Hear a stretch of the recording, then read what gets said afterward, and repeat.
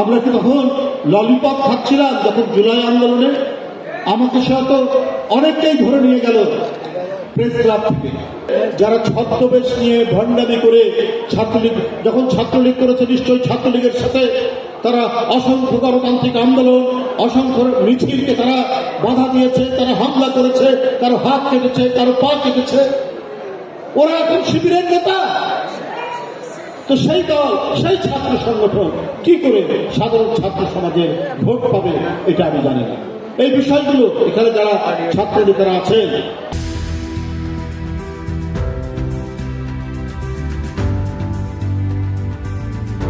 আপনারা আপনাদের বন্ধুদেরকে বলবেন, যারা ঢাকা বিশ্ববিদ্যালয়ে পড়েন, যারা জাহাঙ্গীরনগরে পড়েন, রাজশাহী বিশ্ববিদ্যালয়ে পড়েন, বা যে কোনো ইউনিভার্সিটিতে পড়েন, তাদেরকে বলবেন যে আমরা সবসময় সত্য এবং ন্যায়ের পক্ষে থাকা রাজনৈতিক দলকে আমরা সমর্থন করি। জাতীয়তাবাদী ছাত্র আমাদের নেত্রী বেগম খালেদা জিয়া বলেছে, এরশাদ অধীনে যে এরশাদের অধীনে যে নির্বাচন করবে সে জাতীয় দেয় না। আরেক নেত্রী একই কথা বলেছিলেন, হাসিনা। তিনি 24 ঘন্টার মধ্যে বললেন যে আমি নির্বাচনে যাচ্ছি, নিজে নিজেই জাতীয় বেঈমান হিসেবে ধরা খেলেন।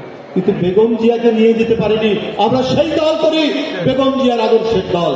সব রাজনৈতিক নেতৃত্ব যখন আত্মগোপনে চলে গেছে, তখন একজন মেজর সেনাবাহিনীর একজন অফিসার তিনি স্বাধীনতার ঘোষণা দিলেন। আমাদের নেতা তো জিয়াউর রহমান, আমাদের নেতা তো বেগম খালেদা জিয়া, আমাদের নেতা তারেক রহমান।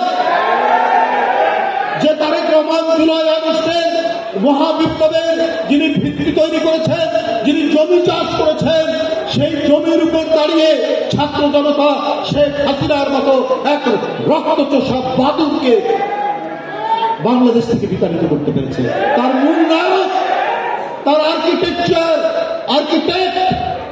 হলেন তারেক রহমান। আমরা কি তখন ললিপপ খাচ্ছিলাম যখন জুলাই আন্দোলনে? আমাকে হয়তো অনেকটাই ধরে নিয়ে গেল প্রেস ক্লাব থেকে। আমরা কিসের জন্য? এই ছাত্র জনতার আন্দোলনকে সমর্থন দেওয়ার জন্য আমরা বেরিয়ে এসেছি, প্রেস ক্লাব থেকে ধরে নিয়ে গেল। তাহলে বলতে চান অনেকে যে এটা কারো একক অবদান না, এটার প্রধান এবং মূল অবদান তারেক রহমান, যিনি 10,000 মাইল দূর থেকে গোটা জাতিকে প্রযুক্তির মাধ্যমে, আমাদের মাধ্যমে জনগণকে ঐক্যবদ্ধ করেছিলেন শেখ হাসিনার পদত্যাগ নিশ্চিত করার জন্য।